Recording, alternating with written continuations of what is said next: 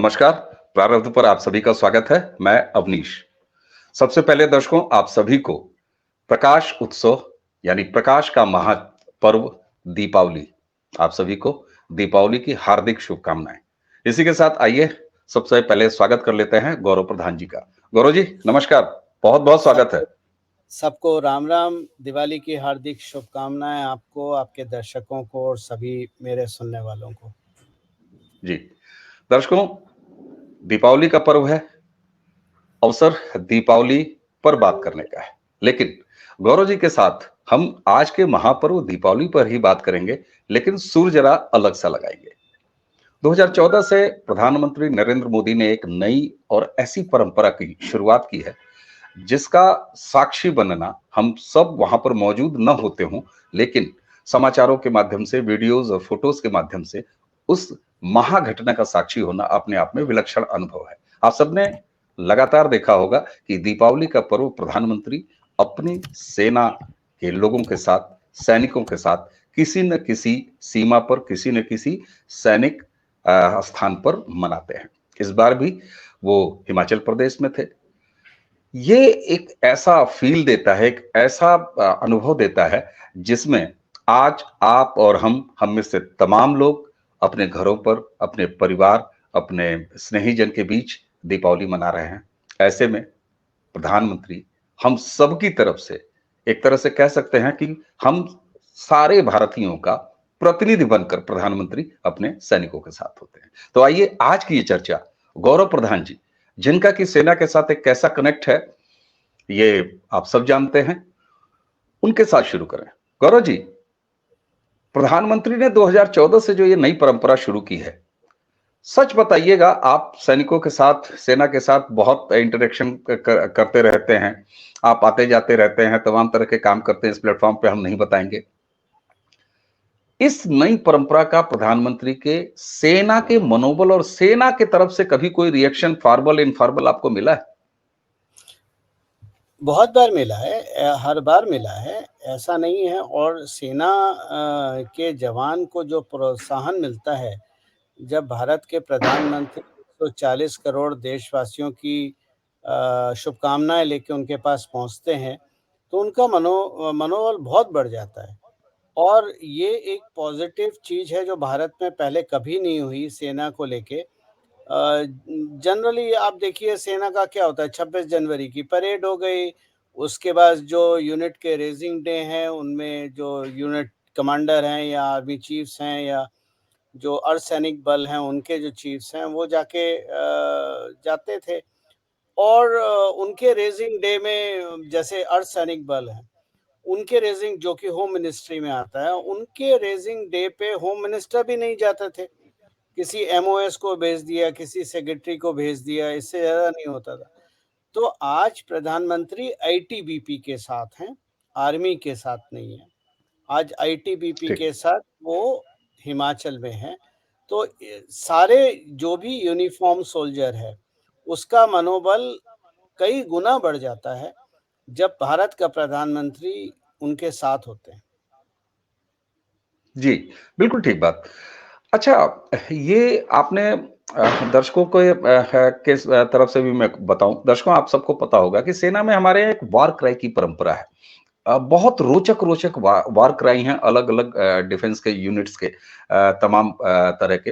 तो वहां पर धार्मिक वार क्राई भी हैं, तमाम तरह की चीजें हैं, और संभवतः यही वो भाव का आचरण है जो सेना को इतने विपरीत परिस्थितियों में, और भारत की सेना को जिसके पास रेगिस्तान से लेके और सियाचिन जैसे युद्ध मैदान है ना, तो वहां पर इस तरह की अदम्य साहस और शौर्य का प्रदर्शन कराता है। अच्छा, सेना पर एक आम सिविलियन, एक आम भारतीय, देखिए सोशल मीडिया में कभी सैल्यूट करते हुए कोई वीडियो लहरा देना और तिरंगा के साथ वीर जवानों की सलामी दे देना, ये तो एक अलग चीज है जहां लोग पब्लिक प्लेटफॉर्म पे अपनी अभिव्यक्ति करते हैं। लेकिन गौरव जी, समाज में सेना को लेकर सम्मान है, हमेशा रहा है, लेकिन क्या आपको ये महसूस होता है 2014 के बाद उसके अभिव्यक्ति में, उसके उद्गार में एक नई तरह की तेजी आई है? क्या आप ऐसा महसूस करते हैं?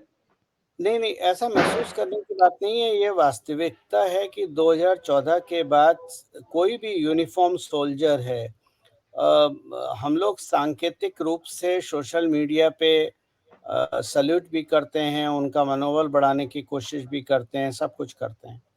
लेकिन अविनाश भाई, आपने जो चीज़ पूछी ना, उसमें एक गहराई मिसिंग है, हम्म। और वो गहराई ये है कि जो हमारा यूनिफ़ॉर्म सोल्जर है, वो सेना वो सीमा पे तो काम कर रहा है, और भारत के अंदर, भारत की आंतरिक सुरक्षा में, चाहे वो आरएएफ हो, चाहे सीआरपीएफ हो, चाहे इस तरह की और जो अर्धसैनिक बल हैं, वो भी अपना योगदान देते हैं जब एरिया डिस्टर्ब होता है। लेकिन क्या ये सारे वो लोग हैं जिन्होंने यूनिफ़ॉर्म पहनी है? और मेरा ऐसा मानना है कि भारत का हर नागरिक यूनिफ़ॉर्म नहीं पहनता है, लेकिन उसका दायित्व यूनिफ़ॉर्म से कम नहीं होता है। बिल्कुल। भारत के अंदर सुरक्षा करने की ज़िम्मेदारी हम नागरिकों की भी है। तो सांकेतिक रूप से सोशल मीडिया पे आना, रेज़िंग डे पे वॉर क्राई लिखना, चाहे जय भवानी, जय शिवाजी, चाहे बजरंगबली की जय, चाहे राजा रामचंद्र की जय, बहुत सारे हैं, हर रेजिमेंट का अलग है। तो आप सांकेतिक रूप से वो करते हैं, बड़ी अच्छी बात है, करना चाहिए। लेकिन उसके अलावा अपनी ज़िम्मेदारी केवल सांकेतिक रूप से कुछ बातें बोल के या वीडियो बना के ख़त्म नहीं हो जाती है, अपितु वहाँ से शुरू होती है। ठीक। राष्ट्र की सुरक्षा सबकी ज़िम्मेदारी है, केवल सेना की ज़िम्मेदारी नहीं है, केवल अर्धसैनिक बलों की ज़िम्मेदारी नहीं है, केवल पुलिस बल की ज़िम्मेदारी नहीं है। तो हम अपनी ज़िम्मेदारियाँ अपने घर में, अपने समाज में, अपने दफ्तरों में, अपने शैक्षिक संस्थाओं में, क्या हम वो पूरी कर रहे हैं या नहीं? सवाल वो है। और जब तक भारत, अब इस बात को अगर किसी को बोलें तो वो कहते हैं मिलिट्री सर्विस मैंडेटरी होनी चाहिए। 140 करोड़ के देश में मिलिट्री सर्विस मैंडेटरी नहीं हो सकती। आपको अंदाज नहीं है कितना रिसोर्सेस की ज़रूरत पड़ेगी, जो कि सरकार के पास नहीं है, क्योंकि सेना भी एक सीमित बजट में काम करती है। उसके पास अनलिमिटेड बजट नहीं होता है। नहीं। तो बिल्कुल ठीक बात। हमारी आपकी ज़िम्मेदारी क्या है? हमारी आपकी ज़िम्मेदारी भी एक नागरिक के रूप में वो सुरक्षा को देखना है, अपने आस-पास देखना है, अपनी आँखें खोल के रखनी है, अपने दिमाग खोल के रखने हैं, कोई भी हरकत होती है तो वो सही एजेंसियों को बतानी है। ये भी हमारी ज़िम्मेदारी है। बिल्कुल ठीक बात है। और अभी जब आपने कहा एक बहुत मतलब अच्छे भाव से आपने कहा, उसको विस्तार दिया मेरी बात को। और मैंने वो बात आपके सामने रखी ही इसीलिए थी कि आपके मुखारबिंदु से उसको विस्तार मिलेगा। आपने अभी कहा कि 140 करोड़ के जनसंख्या वाले देश में सबको मिलिट्री ट्रेनिंग नहीं दी जा सकती। ऐसे में अग्निवीर जैसी योजना, जिसमें सेलेक्टेड अग्निवीरों में से 25% को सेना में रेगुलर रिक्रूटमेंट करने के बाद जो 75% की संख्या, 75% संख्या जो वापस सिविल सोसाइटी में आएगी, अलग प्रोफेशंस में आएगी, समाज के अलग-अलग हिस्से में रहेगी। क्या एक समय के बाद आपने जो कहा कि 140 करोड़ को नहीं दी जा सकती, लेकिन एक अच्छी खासी संख्या तैयार होगी जो मिलिट्री ट्रेनिंग लिए हुए होगी। तो ये अग्निवीर का क्या एक अलग पक्ष है जो समाज में एक्टिव सैनिक और मिलिट्री बैकग्राउंड के लोग कई एक अच्छी खासी संख्या बनाएगा। क्या अग्निवीर को इस रूप में भी देखा जाना चाहिए? देखिए, जहाँ तक अग्निवीर की बात है या वायुवीर की बात है या समुद्र के वीरों की बात है, 4 साल की जो ट्रेनिंग है, 4 साल के जो डिप्लॉयमेंट है, 75% को, वो एक डिसिप्लिन डिप्लॉयमेंट और ट्रेनिंग है। तो नेचुरल है कि 4 साल बाद जब वो बच्चा बाहर निकलता है सेना से और वो समाज में आएगा, समाज में कहीं काम करेगा, तो जो एक उसका चरित्र डेवलपमेंट हुआ है, एक जो उसका ट्रेनिंग हुई है, एक जो उसको डिसिप्लिन सिखाया गया है, जो राष्ट्र के प्रति समर्पण सिखाया गया है, वो तो वहाँ छोड़ के नहीं आएगा, वो उसके साथ ठीक आएगा। बात। बाहर आके वो 10 लोगों को, 20 लोगों को इन्फ्लुएंस करेगा। तो अग्निवीर की सोच केवल एक डायरेक्शन की नहीं है, अग्निवीर मल्टीपल डायरेक्शन है। पहला, समाज के हिसाब से देखें तो ये एक डायरेक्शन है। दूसरी बात ये कि आने वाले समय में जो वॉरफेयर है, जो युद्ध हैं, ये केवल बंदूक और टैंक के युद्ध नहीं रह गए, ये साइबर वॉरफेयर भी है, इकोनॉमिक वॉरफेयर भी है। ऐसे में हमारी जो सेना है वो लीन मीन होनी चाहिए और अडेप्टेबल होनी चाहिए। अब आज अग्निवीर पे लोग शोर मचाते हैं जिनको ज्ञान नहीं है, लेकिन सच्ची बात यह है कि जो फ्रंट पे, जो इन्फेंट्री में, जो फ्रंट पे बच्चे युद्ध में जाते हैं, सेना में जो जाते हैं, जवान जाते हैं, उनका कार्यकाल वो भी 50 साल का नहीं होता, 40-50 साल का नहीं होता। 30 शॉर्ट साल के सर्विस। बाद वो हाई एल्टीट्यूड के लिए फिट नहीं होता है, ठीक है ना? तो वो उसको उसको कहते हैं पेंशन पे जाना। तो 17 साल की सर्विस में पेंशन पे चले गए या 15 साल के साथ जो भी है वो उसमें पेंशन में चले गए, तो वहां पर भी जाता है। लेकिन अभी हमारा ये है कि फौज को चुस्त दुरुस्त रखना, यंग रखना, एजाइल रखना, और साथ में जो 75% भारत में वापस आ रहे हैं समाज में, वो लोगों की मानसिकता पे अपने साथ 10 लोगों को अगर और इन्फ्लुएंस कर पाएंगे, तो आप देखिए आने वाले 10-20 साल में समाज बदलना शुरू हो जाएगा। बिल्कुल। और मुझे लगता है कि मेरे ये सवाल पूछने की सार्थकता यहाँ पर सिद्ध हुई, जब आपने कहा कि एक शनः-शनः एक समय ऐसा आएगा कि समाज बिल्कुल एक दूसरे स्वरूप में आ चुका होगा। अच्छा गौरव जी, मैं ट्रैवल ब्लॉग काफ़ी देखता हूँ। मेरी व्यक्तिगत रुचि है। अभी कल मैं एक ट्रैवल ब्लॉग देख रहा था जिसमें एक ट्रैवलर वो इस समय यात्रा कर रहा है हिमाचल की। और हिमाचल के बाद वो जाता है लद्दाख में। लद्दाख में जाने के बाद वो बिल्कुल सीमा के पास, चाइना बॉर्डर के पास ऐसे गांव पे जाता है जिस गांव के एक आधे हिस्से को 1962 में चीनियों ने उस पर कब्जा कर लिया था। वहां पर जाने के बाद उसने जो एक जानकारी दी वो ये कहा कि 2014 के बाद ये जो प्रेजेंट सरकार है, देखिए वो कोई पॉलिटिकल व्यक्ति नहीं था, वो एक ट्रैवलर ट्रैवल ब्लॉगर है। उसने बड़ी ईमानदारी से, मैं उसको फॉलो करता हूं काफी दिन से, उसने कहा कि सर एक परिवर्तन मैं देख रहा हूं कि ये जो नई सरकार है उसने बहुत से ऐसे जो फ्रंटल बिल्कुल बॉर्डर पे हैं, चाहे चाइना बॉर्डर हो चाहे पाकिस्तान बॉर्डर हो, वहां के पॉइंट्स को वो दर्शकों के लिए, टूरिस्ट के लिए वो खोला है और बाकायदे मिलिट्री परमिशन देती है। और आप जाइए, बिल्कुल जाइए। और मिलिट्री ये भी एश्योर करती है कि आपको अगर किसी मदद की जरूरत हो तो आप हमको बताइएगा, कोई भी हेल्प चाहिए। ये जो एक कनेक्ट है, और उसने एक ट्रैवल ब्लॉगर के तौर पर ये बताया कि इसका एक इतना अच्छा परिणाम ये हो रहा है, जो सामने वाला देश है, कि हम भी यहाँ पर आते हैं, हमारा भारत आता है और भारत के लोग आते हैं। लेकिन मैं आपसे जब इस पर बात करूंगा तो मैं आपसे ये पूछूंगा कि क्या सेना और आम नागरिक, उनके बीच में ये एक नया रिश्ता है जिसको कि इस नए सरकार के दौर में पनपाया जा रहा है? देखिए, ये रिश्ता हमेशा से था, लेकिन सरकारी रिस्ट्रिक्शंस थी दिल्ली से, जिसकी वजह से सेना जो है वो सिविल रिलेशनशिप में ज़्यादा एंगेज नहीं हो पाती थी, एक बैरियर था। आपने ट्रैवल ब्लॉग को फॉलो करा, ब्लॉगर को अच्छा काम कर रहे हैं और बहुत इन्फ्लुएंशियल होते हैं जगहों को बताने के लिए, लेकिन पिछले 6-7 साल से लगभग 6 महीने मैं हमेशा एलएसी और एलओसी पे ही टहलता रहता हूँ। और ऐसे बहुत सारे फॉरवर्ड लोकेशन हैं जो उस टाइम रिस्ट्रिक्टेड थे, जहाँ जाने के हम्म। लिए बाकायदा परमिशन होती थी या कोई आर्मी ऑफिसर मेरे साथ गाड़ी में बैठ के चलता था। कैमरा इस्तेमाल नहीं करना, फ़ोन इस्तेमाल नहीं करना। आज वो टूरिस्ट स्पॉट खुल गए हैं और वो एक पॉलिसी के अंतर्गत ही खोले गए हैं। आपने शायद मेरा मतलब कहते हैं ना, जो लोग ज़्यादा क्लोज़ होते हैं वो फ़ॉलो नहीं करते हैं, तो आपने शायद फ़ॉलो नहीं करा। लेकिन अगर आप देखें जो हम केरन में गए, केरन और पाकिस्तान ऑक्युपाइड कश्मीर के बीच में केवल कृष्ण गंगा रिवर है। केरन हम्म। पिछले साल खुला है और पिछले साल 2500 लोग वहाँ गए थे, ट्रैवल ब्लॉगर, बाइकर्स इत्यादि गए थे।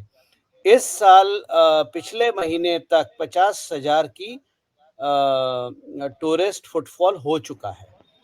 अभी केरन बंद हो रहा है क्योंकि बर्फ पड़ गई है फरक्यान गली पास पे, तो केरन बंद हो रहा है, लेकिन 50,000 फुटफॉल है। और ये मैं ये नहीं कहूँगा मेरा ही योगदान है, ट्रैवल ब्लॉगर्स का भी योगदान है, हमारा भी है, हमने भी अपने चैनल पे लिखा और आपने देखा केरन में हमने स्क्रीन लगाई, स्कूल बना रहे हैं, बहुत सारे काम कर रहे हैं। दूसरी हमने पिछली लोकेशन चर्चा की जो थी।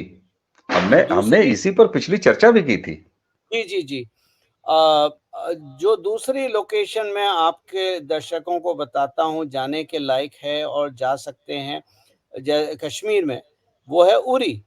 उरी आज से 3 साल पहले तक बहुत रिस्ट्रिक्टेड था। मतलब अगर आप वहाँ जाएँ तो पहले तो 4 चेक पोस्ट पे आपकी एंट्री होगी, नाम लिखे जाएँगे, फिर सारा मतलब 4-5 बैरियर्स हैं जिनको आपको पार करना है, फिर आप कमान ब्रिज तक पहुँच पाते हैं।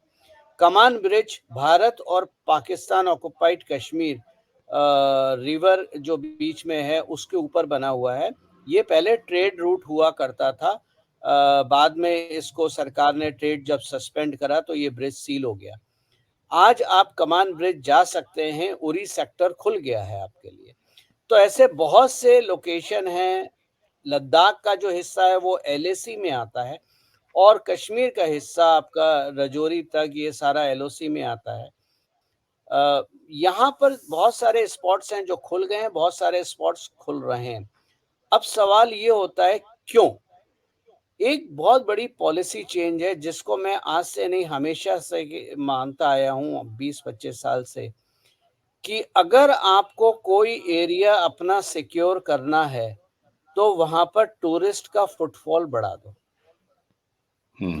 टूरिस्ट का फुटफॉल बढ़ने से वो एरिया अपने आप सिक्योर हो जाता है, फोर्सेस पे प्रेशर कम होता है और उसका ही नतीजा है कि कश्मीर में टूरिज्म बढ़ाने के पीछे हमने इतना फुटफॉल बढ़ा दिया है कि कश्मीर अब शांत है। आपको ये चीज़ें मजाक शायद लग रही हो या दर्शकों को मजाक लग रही हो, लेकिन ये फैक्ट है कि जब आप टूरिस्ट बढ़ा देते हैं तो वो एरिया अपने आप सिक्योर हो जाता है। उसके बहुत सारे कारण हैं, वो कभी बाद में डिस्कस करेंगे। लेकिन जी। जो फौज की आज सोच है, दूसरे बात आपने कही, जो सिविल और फौज के बीच में जो इंटरेक्शन है, जो लोग कभी एलओसी एलएसी पे गए नहीं हैं, मैं चाहूंगा वो लोग जाएं, लोकल से बात करें। उनका जो सर्वाइवल पॉइंट है वो भारतीय फौज ही है। चाहे वो, जब मैं भारतीय फौज बोल रहा हूँ तो वो बीएसएफ भी आती है, आईटीबीपी भी आती है और आपका इंडियन आर्मी भी आती है। ये भारतीय जी। फौज उनकी लाइफलाइन है। जब पासेस बंद हो जाते हैं, रसद नहीं होती है खाने पीने का, मेडिकल इवैक्यूएशन, मेडिकल इमरजेंसी, तो उस टाइम फौज आगे आ जाती है। उस टाइम सिविल एडमिनिस्ट्रेशन नहीं आता है। तो जो उनका रिश्ता, जो गांव का रिश्ता फौज के साथ है, वो बहुत अटूट है। भारतीय फौज किलिंग मशीन नहीं है। भारतीय फौज में भारत भारत के फौज के हर जवान और अफसर में एक दिल भी धड़कता है अपने राष्ट्र के 140 करोड़ लोगों के लिए। हाँ, वो किलर मशीन है, ब्रूटल है, लेकिन वो ब्रूटल उनके लिए हैं जो भारत में घुसने की कोशिश करते हैं। ठीक बात, बिल्कुल। अच्छा, गौरव जी, इतनी सारी बातें, सेना के प्रति सम्मान, ये हर एक नागरिक के मन में है, इसमें कोई दो राय नहीं है, सब कुछ है। लेकिन आपने कहा ना कि 140 करोड़ की जनसंख्या है, कितने ज़्यादा सैनिक आप बना लेंगे, चाहे पार्ट टाइम, चाहे रेगुलर। ऐसे में देश का नागरिक भारतीय सेना और भारतीय सैन्य व्यवस्था में अपना योगदान किस तरीके से दे सकता है? इसके ये मुझे लगता है कि एक सामान्य जन के लिए, एक और मेरे लिए पर्सनली मैं बताऊं तो मुझे अच्छा लगेगा कि अगर क्या कोई ऐसे तरीके हैं, या वे कौन से तरीके हैं जिसमें सेना में बिना किसी फॉर्मल भर्ती हुए या इस तरह से कैसे एक समाज के तौर पर, एक नागरिक के तौर पर कैसे कंट्रीब्यूट किया जा सकता है? एक बार मैं एक सेना की परेड में था, तो मेरा इंट्रोडक्शन जो सेना के प्रमुख थे वहाँ पर, उन्होंने एक रिटायर्ड सेना के प्रमुख से मेरा इंट्रोडक्शन कराया और उन्होंने बोला, please meet Gaurav Pradhan his body doesn't wear a uniform, his soul do. तो बहुत बड़ी बात है ये। हमारी आत्मा, हम यूनिफॉर्म नहीं पहनते। मैं आज सांकेतिक रूप से जैकेट पहने बैठा हूँ क्योंकि टॉपिक ऐसा था।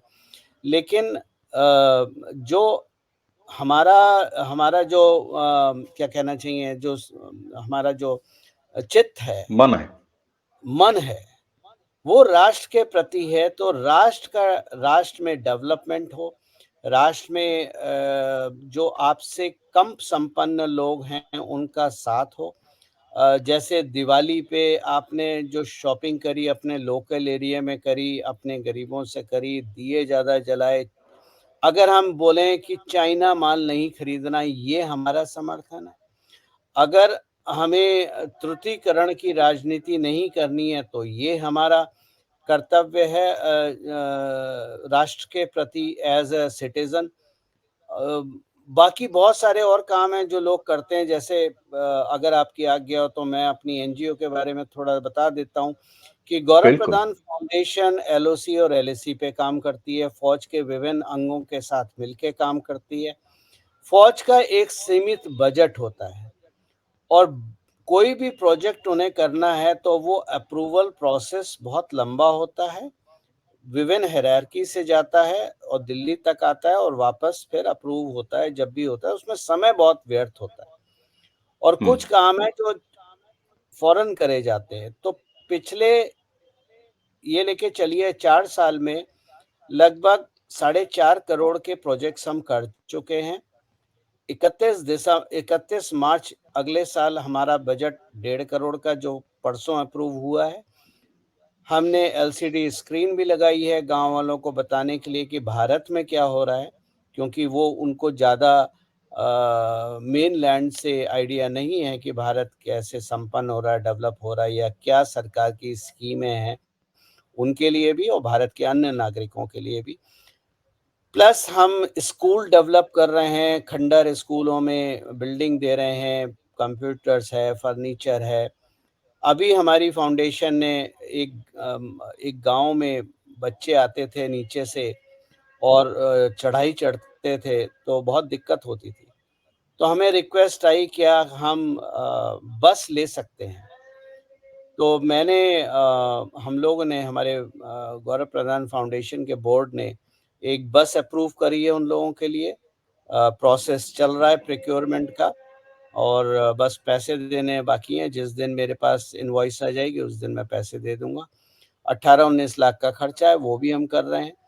एक यूथ सेंटर बना रहे हैं कुपवाड़ा में और ये सारे काम फौज से मिलके। मैं अपने प्रोजेक्ट खुद नहीं ढूंढता हूँ, फौज प्रोजेक्ट आइडेंटिफाई करती है, फौज कॉस्ट निगोशिएट करती है, फौज ही वेंडर सेलेक्ट करती है। मेरा काम होता है फाइनल निगोशिएशंस अगर कहीं हैं तो कर लूं और उसके बाद प्राइवेट टू प्राइवेट पार्टनरशिप में वो प्रोजेक्ट करूं जिसकी पूरी मॉनिटरिंग इंक्लूडिंग फंड मूवमेंट फौज करती है। तो इसमें सबसे बड़ा फायदा हमारे काम करने में ये है कि जो काम बाहर एनजीओस 1 लाख रुपए में करेंगे, वो काम हम अंदर अपने हिसाब से 50,000 रुपए या 40,000 रुपए में कर देंगे, क्योंकि हमारे ओवरहेड ज़ीरो हैं। हम किसी को सैलरी नहीं देते, हम कोई ऑफिस मेंटेन नहीं करते, हम किसी तरह का कोई पार्टी इत्यादि नहीं करते, तो हमारे ओवरहेड नहीं है।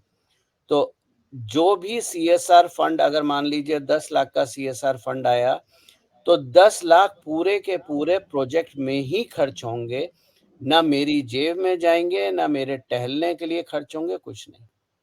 मुझे ये है कि मेरे एक्सपेंसेस हैं थोड़े से ट्रैवल के, फ्लाइट मेरी पर्सनल होती है और जो लोकल ट्रैवल की है वो फौज मैनेज कर लेती है। एक बिस्तर दे देती है बैरक में सोने के लिए कहीं पर और 2 रोटी और दाल खिला देती है।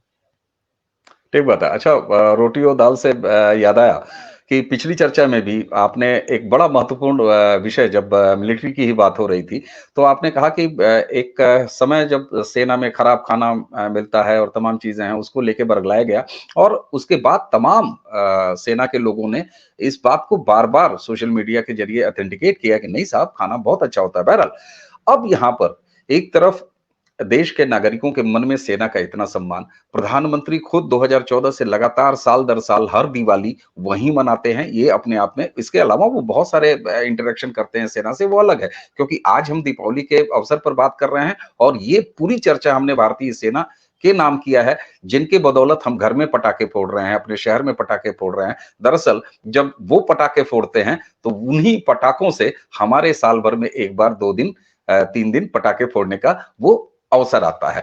गौरव जी, ऐसे में राजनैतिक दल, खासतौर से कांग्रेस का आपने देखा होगा, कांग्रेस के नेताओं का देखा होगा, स्पेशली राहुल गांधी का देखा होगा और तमाम लोगों का, जब तब इतने घिनौने बयान आते हैं सेना के, चाहे चरित्र हो उस पर, चाहे उनका श्रम हो, पराक्रम हो उस पर, शक करने से लेके और उनके चरित्र पर लांछन लगाने जैसे, उस अवसर को क्या कहेंगे? इस तरह की अवसरवादिता को क्या कहेंगे आप?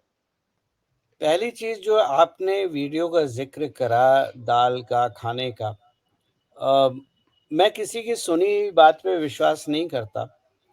अम, मेरे पास कोई नंबर भी नहीं है, लेकिन रफ़ली अगर मैं बोलूँ तो शायद मैं 300-400 बार फ़ौज में खाना खा चुका हूँ और ऑफ़िसर्स मेस में भी खाता हूँ और जवानों के बीच में भी खाता हूँ, जो इसको हम लोग बोलते हैं लंगर, ठीक है? ठीक बात। उसी उसी भगोने में से वो दाल मैं खाता हूँ, वो अफ़सर भी खाता है और वो जवान भी खाता है।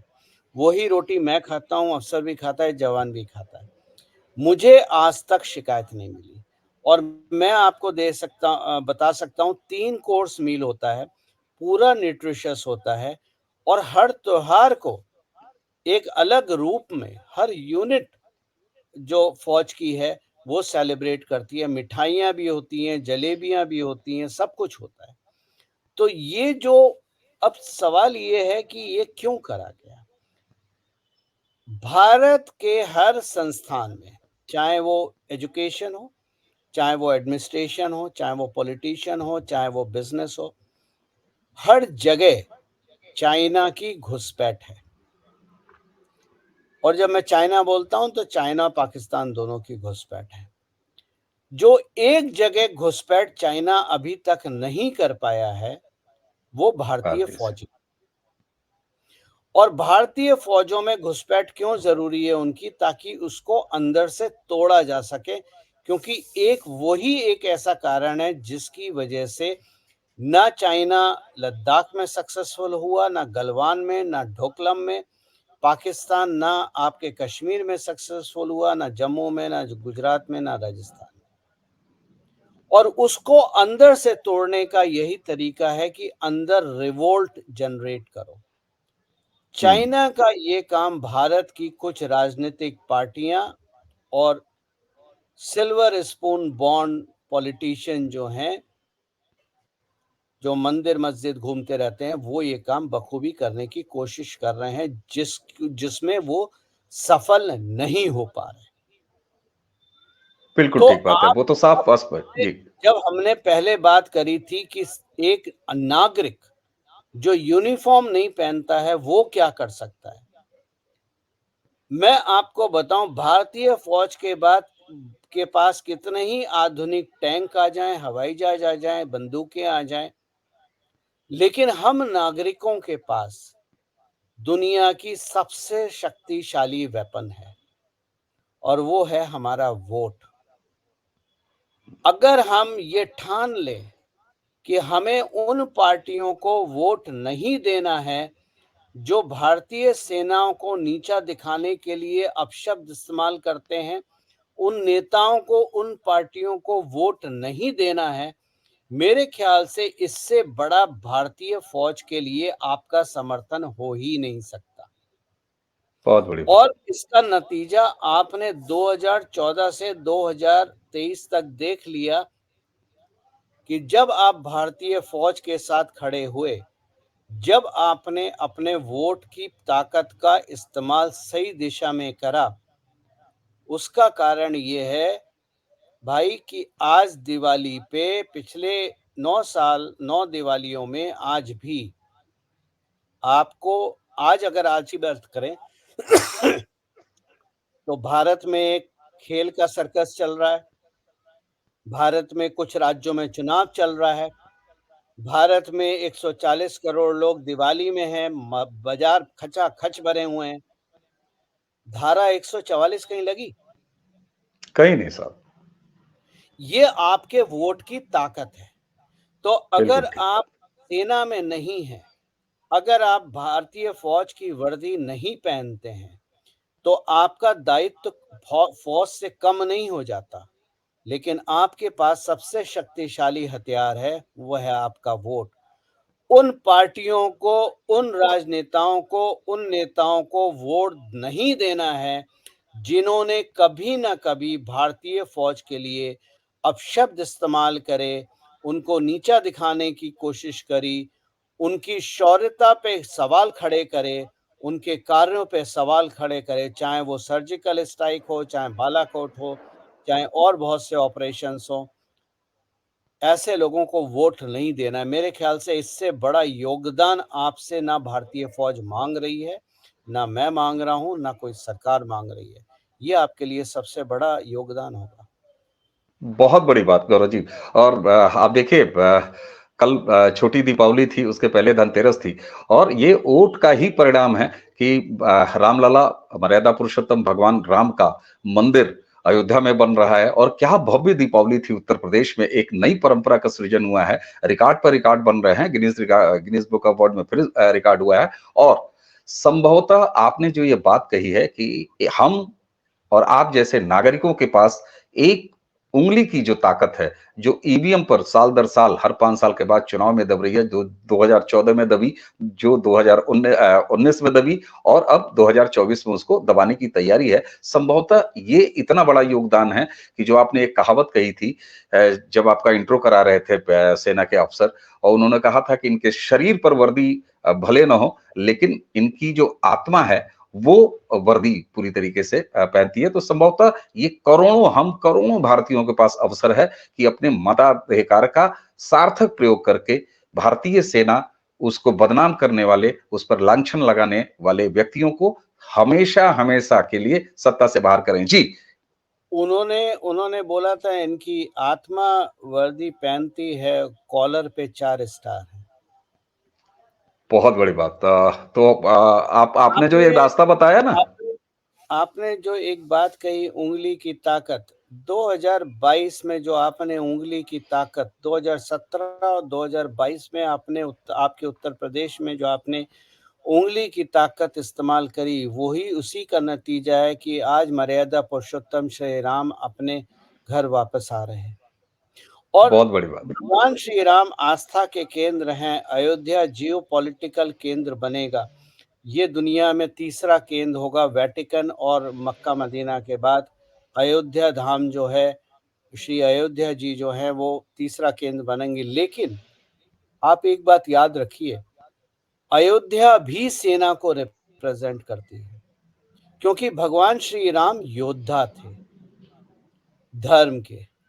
और गुरु नानक देव जी जो वहां गए थे, वो भी योद्धा थे सनातन के। ठीक बात। और वहां पर एक तीसरे योद्धा ने अपना अंतिम वक्त निकाला था, जो योद्धा थे भारत के। उनका नाम है सुभाष नेताजी बाबू। सुभाष चंद्र बोस। तो अयोध्या नगरी, अयोध्या धाम, तीन युग के 3 योद्धाओं की पूर्ण भूमि है। और ये एक ही संदेश देती है कि हमें अपनी सामर्थ्य अनुसार, अपने विचार अनुसार योद्धा बनना है, अपने धर्म के लिए और अपने राष्ट्र के लिए। क्योंकि राष्ट्र और धर्म सिक्के के 2 पहलू हैं, अलग-अलग नहीं है। बिल्कुल, बिल्कुल गौरव जी। और आपने तो बिल्कुल कहते हैं ना कि अंत में जिस भाव से समेटा आपने, राम से लेके और सेना तक, तो पूरी एक तरह से मैं कहूँ कि ये पूरी वीडियो चर्चा राममय हो गई, सेना में हो गई, सामर्थ्य में हो गई, शक्ति में हो गई। गौरव जी, आज दीपावली के इस अवसर पर आपने प्रारब्ध को समय दिया, आपका बहुत बहुत आभार। और दर्शकों, हमारे और गौरव प्रधान जी की तरफ से आप सभी को एक बार फिर चलते चलते दीपावली की बहुत बहुत शुभकामनाएं। इसी के साथ हमें और गौरव प्रधान जी को आज्ञा दीजिए। नमस्कार, प्रणाम, जय श्री राम। जय जय श्री राम, जय हिंद।